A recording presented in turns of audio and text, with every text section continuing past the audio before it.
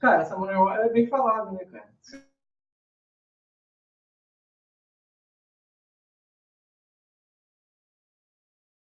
Fazendo, né? A gente não está te ouvindo. Fala com ele agora. Tá Não pode gravado. ver com endereço público. Não, então, é porque esse negócio.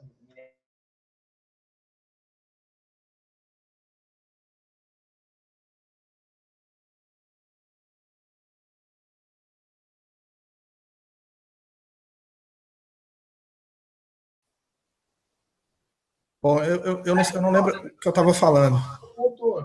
Entendeu? Beleza. Para evitar que isso aconteça, o que eles fazem? Cada nova transação é um Gente, endereço. aqui, ó. Depois a gente volta. Pode falar. Eu não lembro exatamente do que eu estava falando. Eu lembrei. Você tem duas. Se você tem a estrutura hierárquica, você pode ter duas subárvores. Você vai ter duas subárvores com chaves privadas diferentes. Significa que você pode ter uma série de contas ali e moedas geradas a partir de uma única semente numa subárvore. Então, o que o BIP39 define é um mecanismo de você gerar essa estrutura hierárquica de chaves privadas e públicas. E o BIP44 padroniza uma estrutura para essa árvore, né, padroniza um caminho nessa árvore para cada moeda. Então você consegue ter uma combinação de chaves públicas e privadas diferentes para cada moeda, que também é um aspecto interessante de segurança. Entendi, obrigado. Então, o que acontece é o seguinte, para você gerar a sua carteira, você precisa dessa lista de palavras, de preferência aleatória, e de uma senha. Então, mesmo que essa lista de palavras não seja a mais aleatória do mundo, a sua senha, se você usar uma senha relativamente complicada, isso aí vai compensar, porque precisa das duas informações. A lista de palavras você deve guardar num lugar seguro, a prova de fogo, a prova de água, a prova de cachorro, e a senha você deve memorizar, né? E não anotar em lugar nenhum. E você não pode trocar essa senha. Essa senha, ela define a carteira. Se você trocar a senha, você vai cair numa outra carteira. Então, eu vou usar aqui uma carteira que eu já tenho aqui de teste. Eu vou ter que copiar novamente aqui, que eu perdi.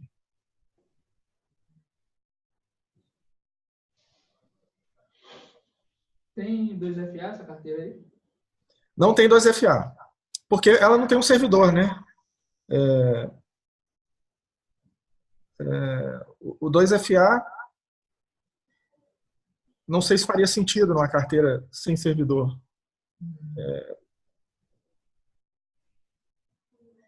O que ela faz aqui ela solicita o destravamento do dispositivo.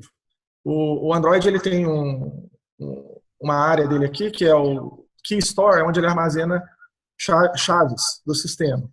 E essa tela preta que vocês estão vendo aí é o sistema me pedindo para eu destravar o celular. Então, na hora que eu destravo o celular, ele armazena a semente da carteira, essa lista de palavras aí, dentro desse Key Store, de forma que ela fica criptografada ali e só consegue acesso a essa lista de palavras novamente depois de destravar o dispositivo. Então não tem o 2FA, mas você tem que destravar o dispositivo, no caso aqui, com a digital, né? Ou com o padrão, o mecanismo que você escolheu para bloquear o seu celular. Nesse momento aqui, a carteira recebeu tanto a frase mnemônica quanto a senha. Então o que ela está fazendo aqui é pré-computando endereços públicos para todas as moedas que ela suporta. Isso é necessário porque o BIP39 tem algumas limitações. Então é necessário, eu poderia armazenar as chaves privadas no dispositivo e computar isso à medida que for necessário. Mas eu optei por computar de antemão e não armazenar as chaves privadas no dispositivo, porque é mais seguro. Mas onde então as chaves estão? As chaves não ficam no dispositivo, as chaves são geradas sob demanda quando você assina uma transação, quando você envia um pagamento. Quando eu enviar um pagamento aqui, ele vai me solicitar a senha, porque no dispositivo... Alô? Sim, sim. Pode estar É. ouvindo. No dispositivo fica armazenada apenas a frase mnemônica. Então, para você completar a carteira, você precisa da senha. Então, na hora de enviar uma transação, a carteira pede a senha. Nesse momento, ele computa a chave privada, assina a transação e descarta essa informação. Essa informação não fica mais disponível. Talvez fique na memória do dispositivo até você desligá-lo, mas ela não fica armazenada fisicamente no dispositivo. Não fica no HD, não fica em lugar nenhum do dispositivo, além da memória RAM. Então, você abrindo a carteira aqui, você tem uma lista com as moedas que a carteira suporta. No caso aqui, se não me engano, são 30 moedas que eu tenho aqui. Aos pouquinhos eu estou adicionando o objetivo. Meu objetivo é adicionar as 50 por market cap. Você pega lá o CoinMarketCap, as 50 primeiras da lista são as 50 que eu pretendo suportar aqui. Está faltando algumas moedas importantes, como Cardano, IOTA, Tron, E difícil, Tether. difícil adicionar? Como é que você adiciona? Varia, né? Tem moeda que é muito fácil de adicionar. Por exemplo, a mais fácil de adicionar aqui foi a... Como é que chama, gente? XLM. Stellar. Foi a Stellar. Os tokens ERC20, né, do Ethereum, são bem fáceis de adicionar. Basta botar o endereço do contrato. Mas eu tenho sido, como eu falei, eu tenho selecionado os projetos que eu coloco aqui, porque tem muito projeto de Ethereum aí que fica preço alto, de repente cai, some, nunca mais ouve falar. E tem outros projetos que convertem os tokens, né, fazem o swap. E aí eu colocar o suporte ao ERC para daqui a um tempo fazer o swap, eu prefiro aguardar o swap. E a Waves, foi difícil adicionar? A Waves foi mais ou menos. Eles usam a criptografia um pouco fora do padrão. As chaves privadas da Waves são um pouco fora do padrão das outras. Então eu tive um pouquinho de trabalho para descobrir por que não estava funcionando. Até que eu consegui entender como eles faziam e consegui dar o suporte. Na verdade, a Waves, não sei se é porque o projeto é um pouco mais antigo ou por que motivo, a criptografia é um pouco diferente, o que é meio chatinho. É um bloqueio aí para as pessoas adotarem o Waves, né? Sei lá, os desenvolvedores. Mas o que você achou dessa criptografia? Você achou boa, ruim? A criptografia ela é baseada... Você tem basicamente 3 algoritmos usados. A criptografia da Waves é baseada numa curva chamada ED25519, que é a mesma usada pela Nano, ela é usada pela Stellar, tem algumas moedas que usam. Só que essa criptografia, você tem que fazer um hash da chave privada antes de assinar. E a Stellar, a Waves armazena a chave privada após esse hash. Então foi um pouco difícil para mim descobrir que ela fazia isso, as outras não fazem isso. E isso também é um problema, porque algumas chaves válidas, elas que deveriam ser válidas, passam a ser inválidas na Waves, o que é contraintuitivo. Todas as carteiras, todas as moedas, elas têm 2 elevado a 256 possíveis chaves privadas, 256 bits. A Waves não, a Waves é um pouco menos que isso, se não me engano, é 2 elevado a 54, ou algo próximo disso. Então, assim, eu que já desenvolvi várias, fui desenvolver a Waves, bati nisso aí, tive que ler a documentação, ler o código, até conseguir entender direitinho como que eles faziam a criptografia. Bom, a carteira é isso. Não sei se eu já falei tudo que eu queria falar aqui. Aqui a gente está no modo testnet. Se você vier aqui do lado em configurações, você pode habilitar o modo mainnet, né? Eu vou usar aqui o modo testnet, que a gente pode fazer uma demonstração aqui. Eu não separei um endereço aqui para fazer uma demonstração. Mas, por exemplo, vamos pegar o Ethereum aqui.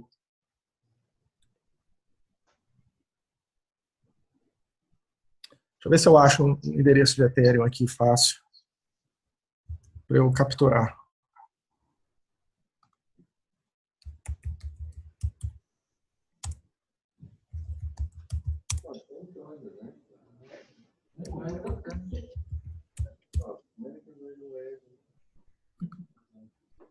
Deve ser por isso que ele falou, né? Que teve que quebrar a cabeça. Tipo, e teve que dar uma malhada ali, velho. Cara, é a primeira carteira que eu tô vendo que tem Waves integrada, hein, pai? Muito parabéns. Maneiro. Eu pretendo adicionar os tokens da Waves também. É o próximo um dos projetos aí. Eu pretendo adicionar também tokens da Waves, né? Porque aqui a gente usa token da Crypto House, que é baseado na Waves. Então, eu estou aguardando. Bom, Os seus clientes. então, vamos fazer a demonstração aqui. Eu copiei um endereço aqui de Ethereum. Se eu quisesse receber um pagamento, eu usaria aqui o QR Code aqui, nessa abinha adicionar.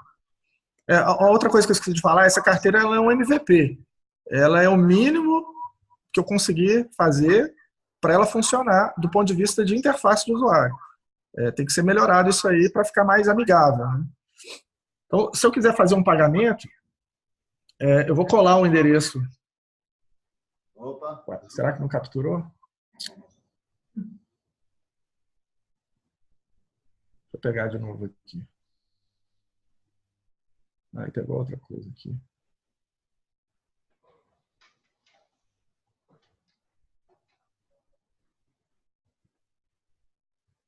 Vai vir um lixo. Não.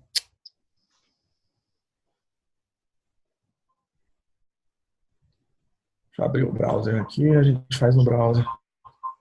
Eu tenho aqui um endereço de Bitcoin de testnet. Quer mandar para mim? Você quer mandar no WhatsApp para mim? Não, de repente você pega aqui no Zoom. Você não consegue? Você consegue? Pegar Podemos tentar.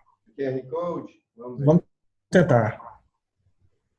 Deixa eu ver se a gente consegue. Que merda.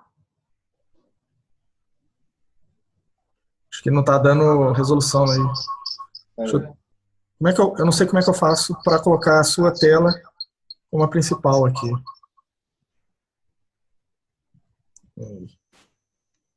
Peraí, vou te mandar por... Eu vou te mandar pelo WhatsApp. Sozinho fez tudo isso.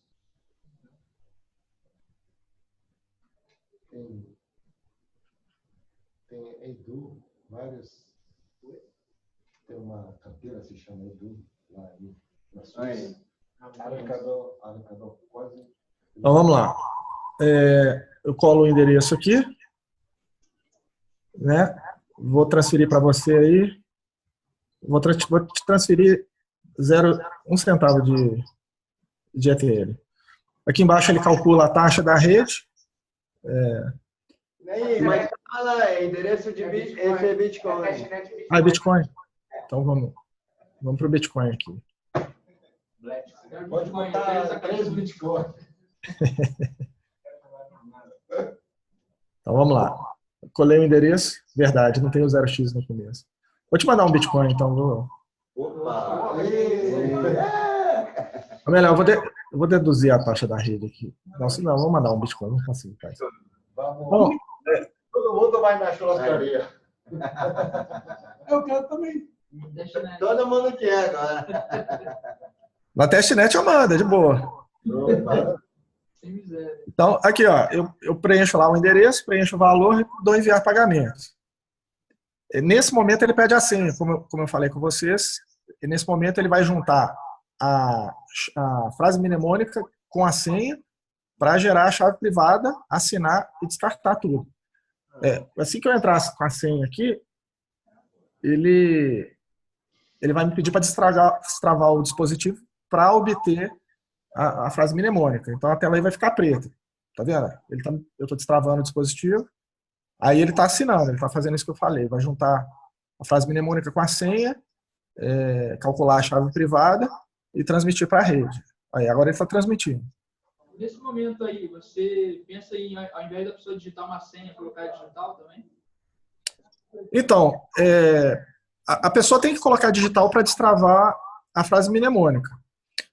A questão da senha é um detalhe técnico, porque a senha é uma coisa vamos dizer assim, determinística. Você sabe qual é a senha, 1, 2, 3, 4 aqui no caso.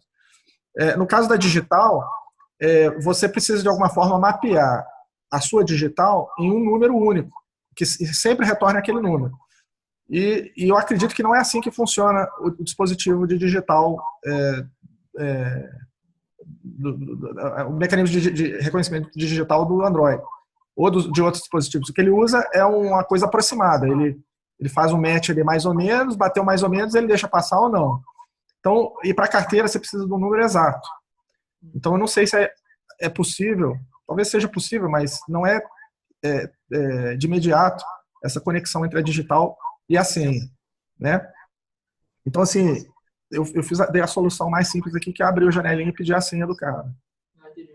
Eu poderia armazenar a digital, mas aí é o que eu estou querendo evitar, eu não quero botar a chave privada ou alguma coisa que pode gerar a chave privada no dispositivo. Então, ó, a transação a última minha aqui é de 27 de agosto, então ela vai puxar alguma coisa aqui agora.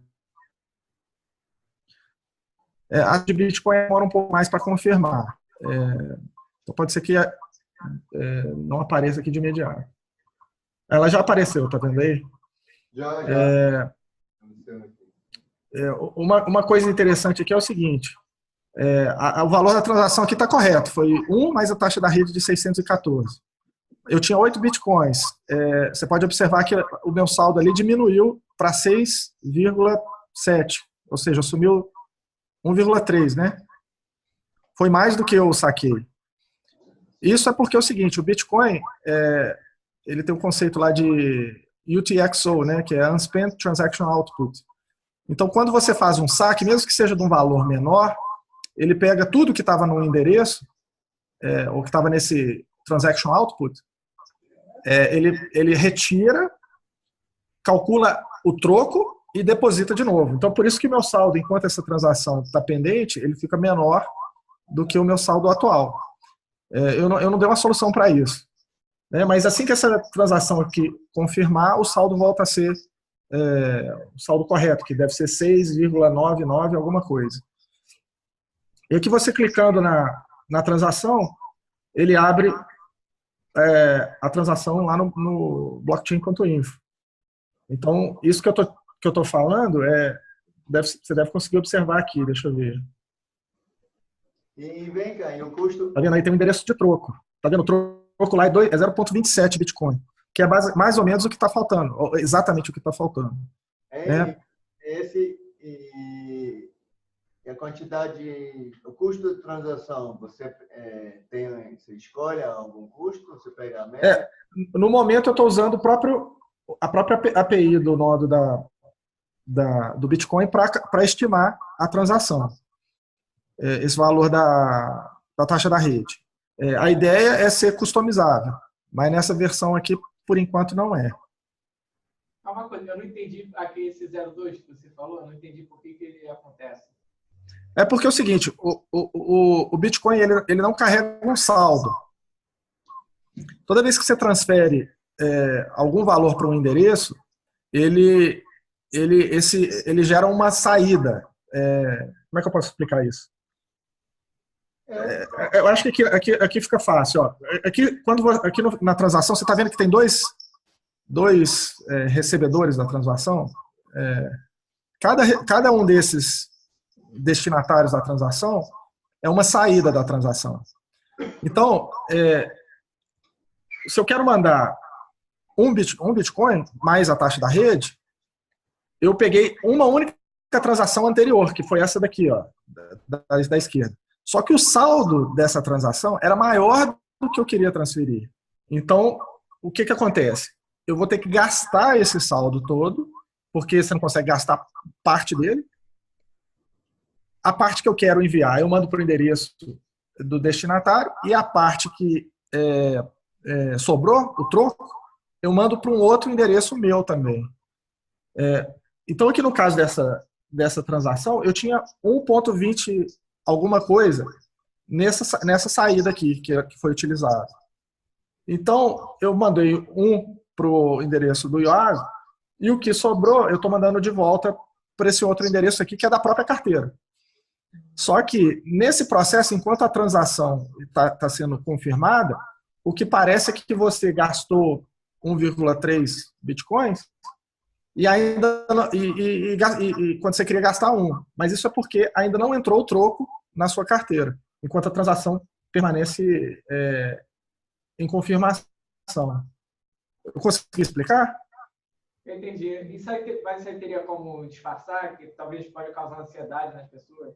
Sim, eu tenho que fazer isso. Tá na minha lista de coisas a fazer. Porque realmente a pessoa olha para isso aqui, vai falar, porra, mandou meu dinheiro que não era para mandar. Mas se a gente aguardar aqui um pouquinho, para ver o celular aqui sem querer. Se a gente aguardar um pouquinho, o dinheiro vai estar lá de novo. Vai ter outro endereço seu. Mas vem cá, as outras carteiras também fazem isso, né? Como que elas escondem essa parte? De alguma forma elas devem esconder isso. Eu não cheguei a utilizar extensivamente as carteiras para observar como que elas dão o tratamento, não. Parte do problema aqui é que eu uso o blockchain público. Eu uso aqui, eu não uso blockchain.info, mas eu uso sites similares que estão na internet aí para buscar o saldo e as transações. E esses sites, eles me fornecem informação dessa forma. Enquanto a transação não está confirmada, o saldo fica pendente e eu não consigo calcular isso. Então, assim, se o servidor, se eu estivesse usando um nodo de Bitcoin controlado por mim, provavelmente ficaria mais fácil de dar tratamento nisso, entendeu? Como eu estou usando um servidor público, que eu não tenho controle, se ele me fornece o saldo sem as transações a confirmar, fica mais difícil de usar. Mas é algo que eu Esse último minuto aí deu uma picotada aí, o som. O que eu estou falando é que eu uso infraestrutura pública para ler saldo e histórico de transações. Se eu estivesse usando um servidor próprio, um nodo Bitcoin meu, Bitcoin Core, talvez eu tivesse mais controle sobre isso. Mas como eu uso uma interface pública, as APIs elas funcionam de uma determinada forma. No caso aqui, elas não mostram transações pendentes, não incorporam transações pendentes ao saldo. Então eu fico sem ter como mostrar isso de maneira fácil, da forma que eu quero, entendeu? Então eu tenho que fazer um workaround, né? Tem que dar um jeitinho para poder mostrar a informação da maneira mais correta possível. O que no caso aqui ainda não fiz, eu preciso fazer. Então você acha que com o Node Bitcoin Core você resolve esse problema? Com o Node do Bitcoin Core fica mais fácil, porque eu tenho controle sobre a configuração, qual a informação que eu consigo puxar. No caso aqui, eu uso uma API, que são a API de desses Explorers, que é baseado num software chamado Insight. E dependendo do site, eles configuram diferente. Às vezes eles configuram as informações para vir em Satoshi, às vezes configuram a informação para vir em Bitcoin. Então eu tento dar um tratamento mais ou menos uniforme, mas nem sempre eu consigo, né? Nesse caso aqui, eu não consegui apurar o saldo pendente, incorporar o saldo pendente no saldo da carteira antes da transação confirmar. Então aí gera essa discrepância aí. Mas em outras moedas isso não acontece. A maioria das moedas isso não acontece, porque são as moedas baseadas em conta, como o Ethereum, o Stellar, o Ripple, o Nano, o próprio Waves. Não acontece isso, porque quando você manda o valor exato. Não tem esse conceito de Unspent Transaction Output que faz com que você trabalhe dessa forma. Você gaste um valor maior e receba um troco. Aqui vai ter que esperar até isso aqui confirmar, vai demorar os 10 minutos do Bitcoin, talvez um pouco mais.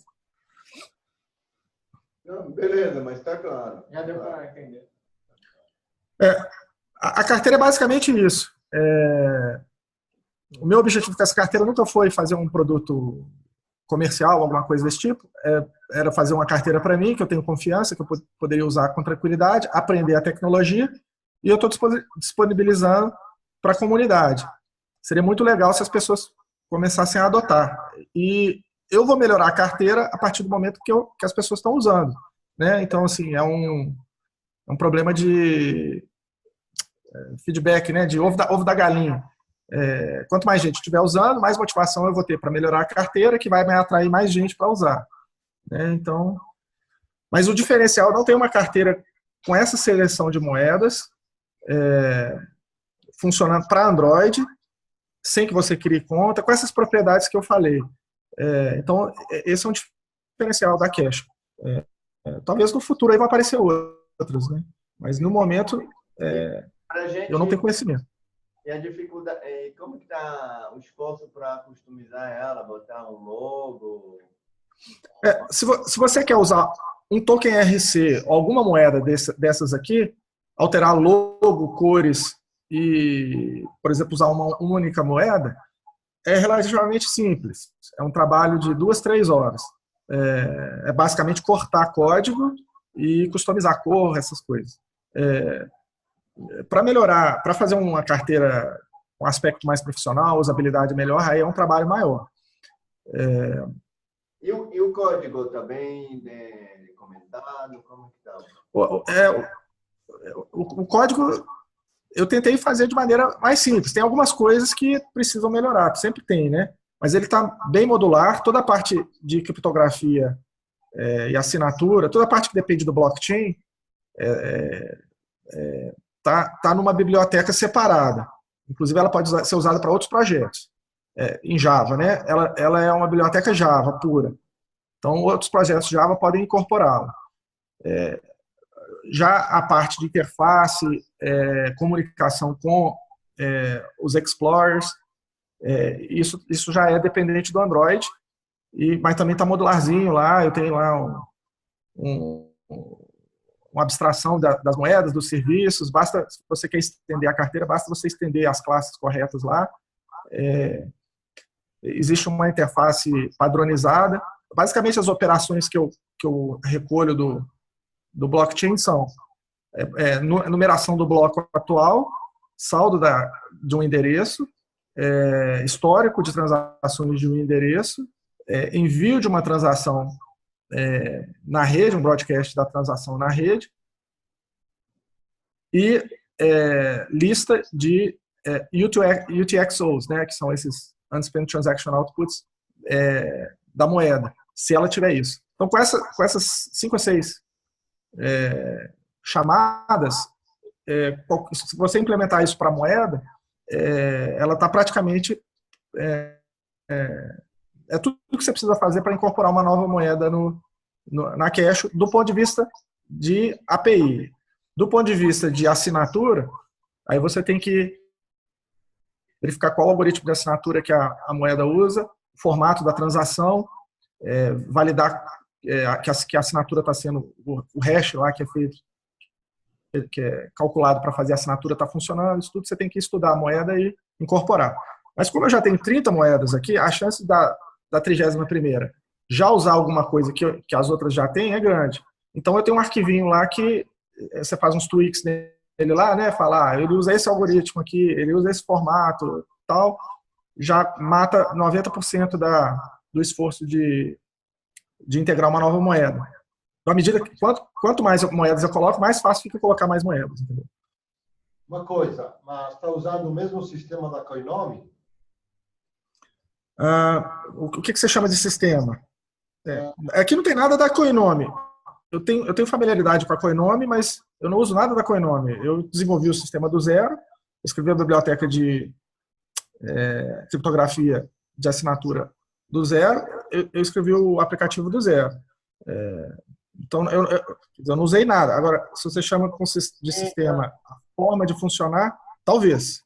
Eu acho que a Coinome também é BIP39 e BIP44. Ela provavelmente usa servidores próprios para poder sincronizar com o blockchain. Então, onde eu sei é isso. o sistema que você coloca a senha e depois pega a sua frase memórica. Esse é o BIP39. Só que eu não sei exatamente como a Coinome funciona. Eu acho que a Coinome... Bom, eu não sei. Essa coisa da pessoa entrar com a senha na hora de assinar...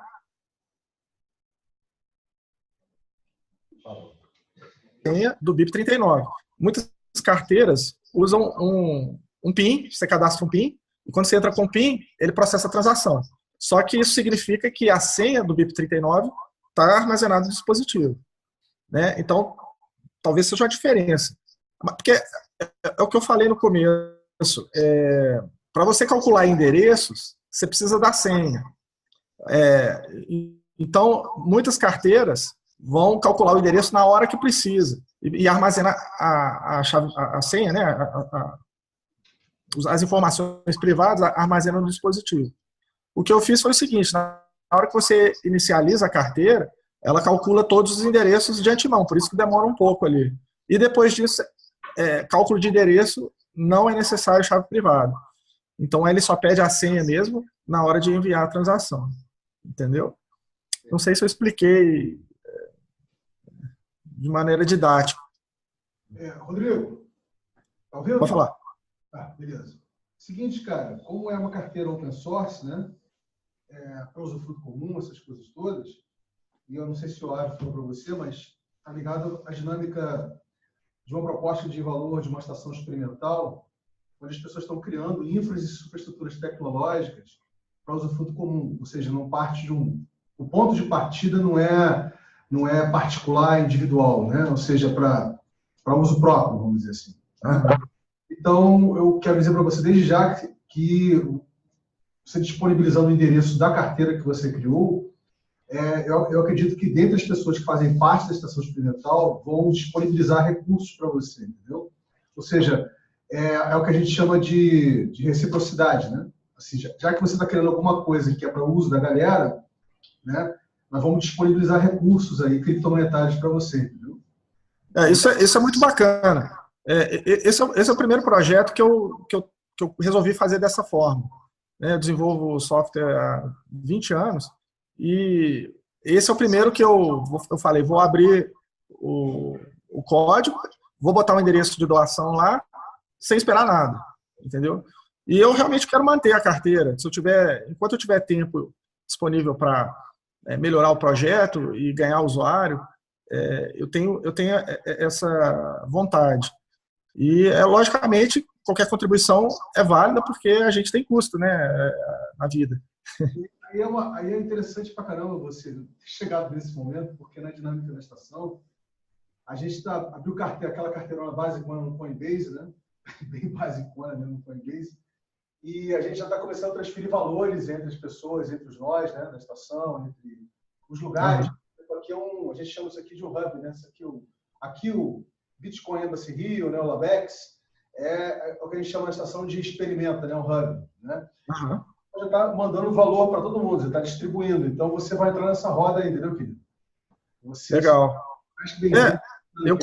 Eu convido as pessoas também a, se quiserem, colaborar com o projeto, não só com recurso financeiro, mas também com feedback, desenvolvedor. Tem uns encontros semanais, que, desculpa te interromper, tem uns encontros semanais que é ligado à galera que está desenvolvendo essas estruturas tecnológicas, chamado All Crypto Dev, né? E fica desde já convidado a chegar junto aí. O pessoal vai se amarrar, né? E saber que você está desenvolvendo isso. E a galera vai chegar junto para desenvolver junto contigo, disponibilizar recursos, entendeu? Legal. Eu tenho interesse, sim. A gente já coloca na futura mídia social, né, da EBC, a própria carteira dele, né? A carteira já fica colocada, está sendo desenvolvida, já está desenvolvida. Eu gostaria muito que a carteira se tornasse uma coisa que as pessoas usassem pela facilidade de usar, pela conveniência, etc. Entendeu? Por isso que eu não tenho muita pretensão de fazer marketing, não. Eu gostaria que isso acontecesse de maneira orgânica. Entendeu? Então, assim, eu estou aberto a melhorar a carteira. Inclusive, se tiver alguém disposto a colaborar na parte de UX, né, para melhorar a usabilidade, etc., eu estou aberto a colaborar nisso aí. Inclusive, aqui na casa, ela vai lançar a sua moeda, um token baseado na Waves. Então, já que você tem Waves aí, me parece que é meio caminho andado já. Meio caminho andado, verdade. É mais de meio caminho andado. Muito bom, muito Vai bom. ter um canal Telegram para... Eu tenho um canal Telegram lá, mas não tem ninguém usando. Eu só criei o canal para reservar o nome. Tem que fomentar isso aí, né? Tem que fomentar uma comunidade. Eu não sou a pessoa mais apta a fazer isso, porque eu sou desenvolvedor, eu não sou muito de ficar interagindo com comunidade. Você está no Crypto House, né? Você tá na... Eu tô nos grupos todos, mas eu interajo pouco. Eu leio as mensagens, mas para eu começar a engajar em discussão, não é muito da minha personalidade, não, entendeu? Gostaria de ser mais proativo nesse tipo de... Se alguém me cutuca lá, eu respondo, claro, mas a maioria das discussões eu acabo não entrando. Você tem algum canal no YouTube? Porque, por exemplo, essa explicação que você deu para a gente didática passa confiança no software. Se você tivesse isso. Eu não tenho, cara. Eu não tenho pretensão de...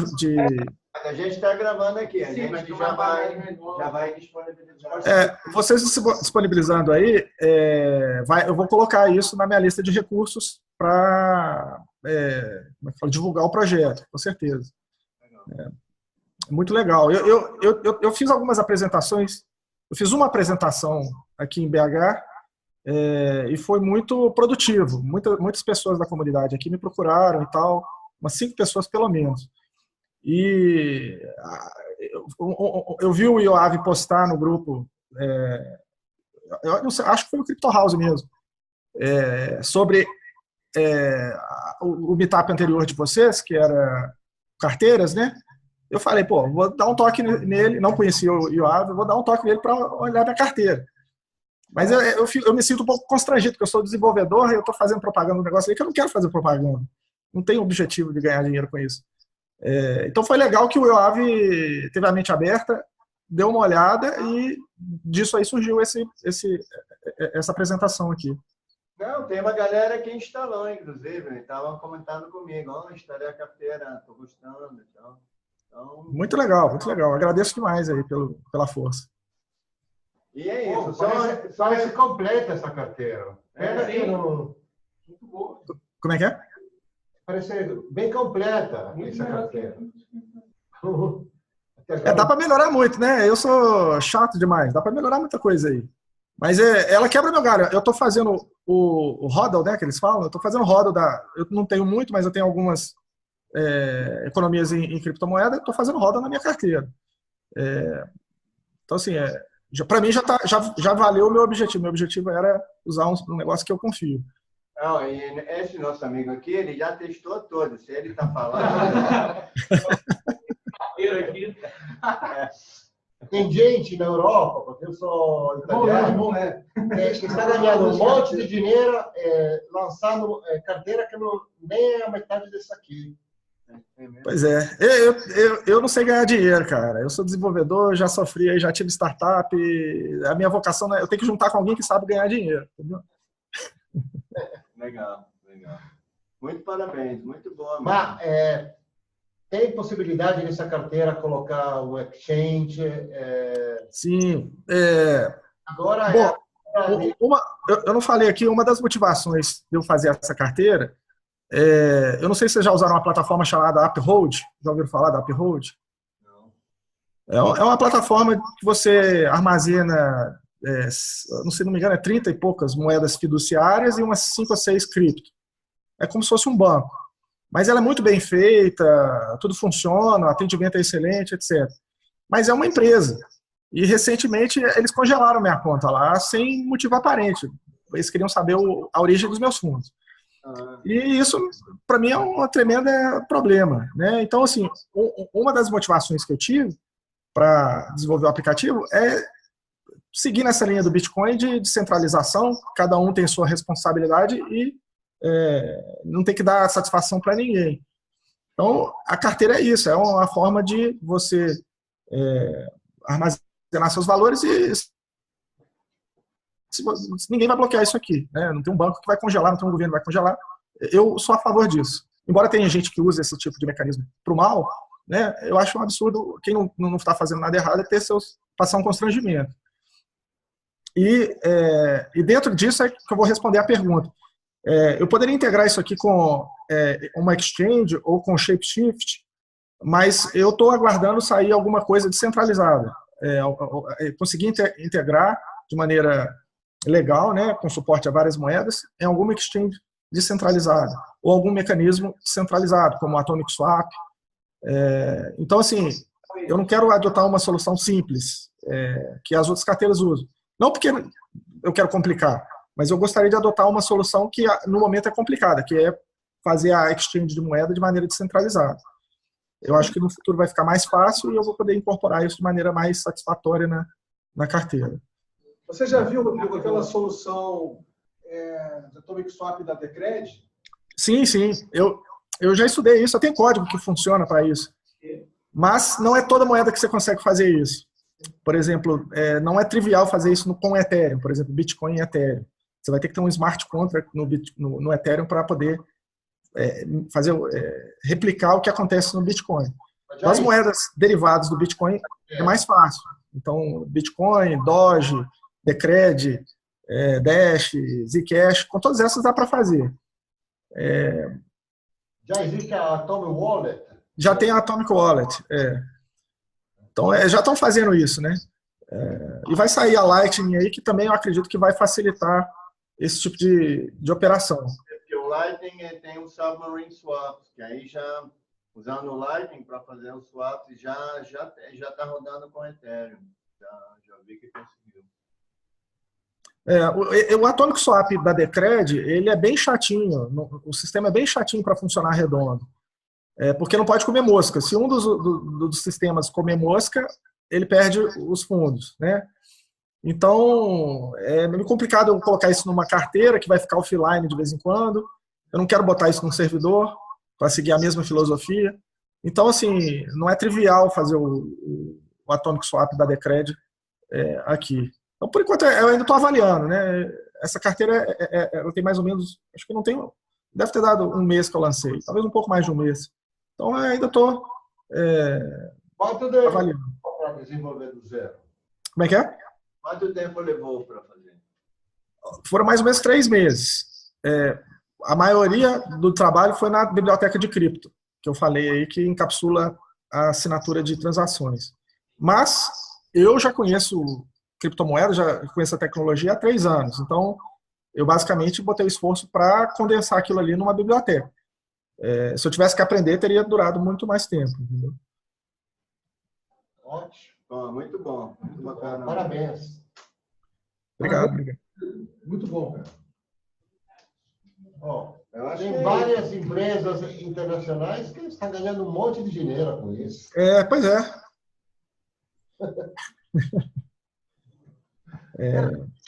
ICO. Rodrigo, vamos ajudar um outro. Essa coisa vai longe. Como é que é?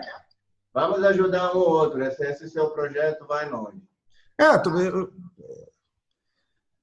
Meu objetivo não é financeiro com esse projeto. E isso aqui já está me trazendo frutos. Eu já tive várias propostas de parceria, etc., só com essa carteira aqui. Então, eu acho que no longo prazo é bom para mim. Eu fiz isso aqui também para o meu portfólio, né, poder arrumar um emprego melhor, e já estou conversando com algumas pessoas sobre isso. Legal, muito bom. Mas, viu que lá na Google Play está ainda como test match? Google Play? Eu vi o... Beta. Sim, como beta, sim. Ah, tá beta, eu procuro ser um pouco responsável, né? Eu não vou tirar ele do beta enquanto ela não tiver mais testada. Porque não duvido nada alguém instalar, colocar dinheiro lá e por causa de um bug a pessoa perder dinheiro. Como eu falei aqui no começo, isso aqui é uma carteira para você carregar no bolso. Então não coloque mais de R$100 aqui. É a recomendação que eu falo no momento. Colocar pouco dinheiro. eventualmente, isso aqui vai estar mais validado, mais certificado, eu vou ter mais tempo para pegar feedback das pessoas, ver que tipo de erro que elas estão cometendo, e aí eu posso tirar do beta e falar, não, isso aqui já dá para usar, já me sinto confortável como desenvolvedor em entregar isso aqui. Olha só, eu fui beta tester da Trinity, da IOTA, e eles fizeram um quadro no Trello para a gente ajudar eles a reportando erro, ajudar eles a melhorar a wallet. No seu caso, você já pensou em algo do tipo? Eu não pensei, porque eu ainda não tenho usuário, né? São pouca gente que está usando. Por exemplo, logicamente, mais gente começar a usar, eu não recebi nenhum e-mail ainda. A partir do momento que eu começar a receber e-mail, ou comentário na Google Play, ninguém mandou comentário ainda. A partir do momento que eu começar a receber isso, eu vou começar a me organizar para coletar essas informações. O feedback que eu tenho foi de entusiastas como vocês. Eu apresentei aqui em BH, teve gente que instalou e me deu feedback, e eu tenho esse feedback anotado. A maioria do feedback é de usabilidade. Essa é outra coisa. Eu pretendo, antes de sair do beta, melhorar essa usabilidade aí, botar uma interface muito mais bonitinha, mais fácil de usar, mais intuitiva, etc. Mas para isso eu preciso fazer parceria com alguém que é de UX, né? Estou tentando encontrar alguém. Porque no caso da Trinity, eles tiveram uma abordagem diferente. Eles não colocaram na loja do Google aberto, né, vamos dizer assim, e eles enviaram o convite, e aí a pessoa preencheu um formulário do Google e começou a trabalhar no Trello, sem que isso saísse para fora, né? Entendi. Eles começaram a trabalhar de um outro jeito. Não sei, você pode trabalhar do jeito que você achar melhor, mas o que eu vi de teste para wallet, a que eu participei foi da Trinity, e eles fizeram assim. Eles fizeram Trello com formulário, pegando os e-mails e pessoas interessadas. Eu tenho uma pessoa, um conhecido que já fez vários... já passaram por esse processo de beta teste algumas vezes. Só que ela não está com tempo para fazer isso agora, para entrar nisso aqui sem ganhar nada, né? Porque... Então, assim, eu também estou tentando... no momento, eu estou tentando fazer o que eu prometi, que é colocar as 50 primeiras moedas, as 50 top lá. Depois disso é que eu vou começar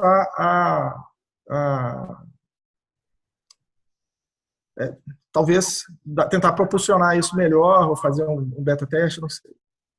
É um problema difícil. Eu já tive empresa, não é fácil adquirir usuário, né? Eu acho que para eu começar a divulgar essa carteira aqui, eu tenho que melhorar a usabilidade dela. Antes mesmo de fazer um beta teste. Porque vai ser a usabilidade, mais a funcionalidade que ela já tem, que vai me atrair organicamente usuários. Aquele efeito uau, né? A pessoa tem que abrir o negócio e falar uau. Então, assim, nesse momento, talvez não seja o ideal para mim começar a divulgar, né?